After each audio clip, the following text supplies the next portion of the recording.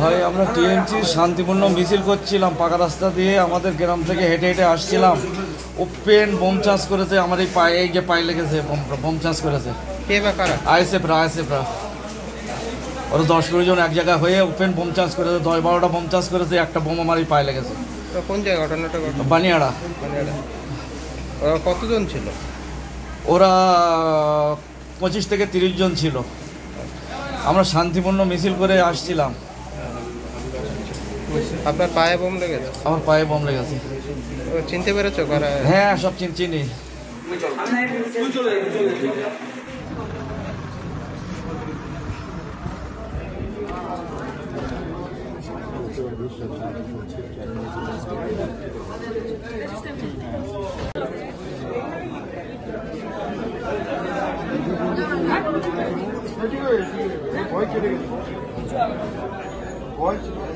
আবার এই নতুন করে উত্তেজনা। দেখুন, অবিলম্বে নওশাদকে গ্রেফতার করা উচিত।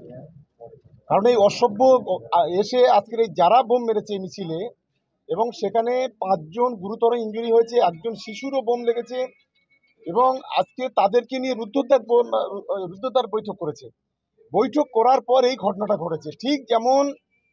ঠিক পঞ্চায়েত নির্বাচনে এই সন্ত্রাসের বাতাবরণ তৈরি করেছিল। আবার নতুন করে এসে আবার গত কয়েকদিন ধরে এখানে যত সমাজ বিরোধী, যত খুনি, তাদেরকে নিয়ে রাতের অন্ধকারে তারা বোম বাজছে এবং পিছন থেকে সমস্ত অর্থ যোগান দিয়ে এই ঘটনা ঘটছে। এই ধরনের পশুভিত্তিক মনোভাব আমরা তীব্র নিন্দা করছি।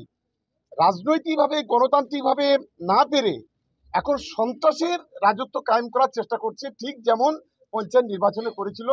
তার প্রতিফলন হিসেবে আজকে এখানে আমাদের পঞ্চায়েতের সদস্য আব্দুর রফিক সহ প্রায় 5 জন গুরুতর আহত এবং একটা শিশু, সেও গুরুতর আহত।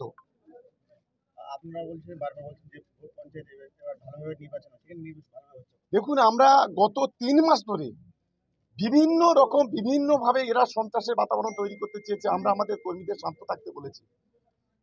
গত 3 মাসে সিঙ্গেল ইনসিডেন্ট নেই তৃণমূল কংগ্রেসের পক্ষ থেকে। কিন্তু তারপরেও এই এলাকায় যাতে পায়ের তলাইতে জমি যে সরে গেছে সেটাকে ফিরিয়ে আনার জন্য গত কয়েকদিন ধরে, 1 সপ্তাহ ধরে আইএসএফ আশ্রিত সমাজ বিরোধীরা এই ঘটনা ঘটছে। গতকালকে কোঁচপুকুরে একজন আইএসএফ এর বাড়ি থেকে প্রায় 1 ডজন বোমা উদ্ধার হয়েছে, কয়েকজন পালিয়ে গেছে। গতকালকে সারা রাত ধরে বামুনিয়াতে সেখানে বোমা বাঁধার কাজ চলেছে। এই সমস্ত অর্থ এই নওশাদ সিদ্দিকীর নেতৃত্বে হচ্ছে। আমি বলবো অবিলম্বে এই নওশাদকে গ্রেফতার করা উচিত।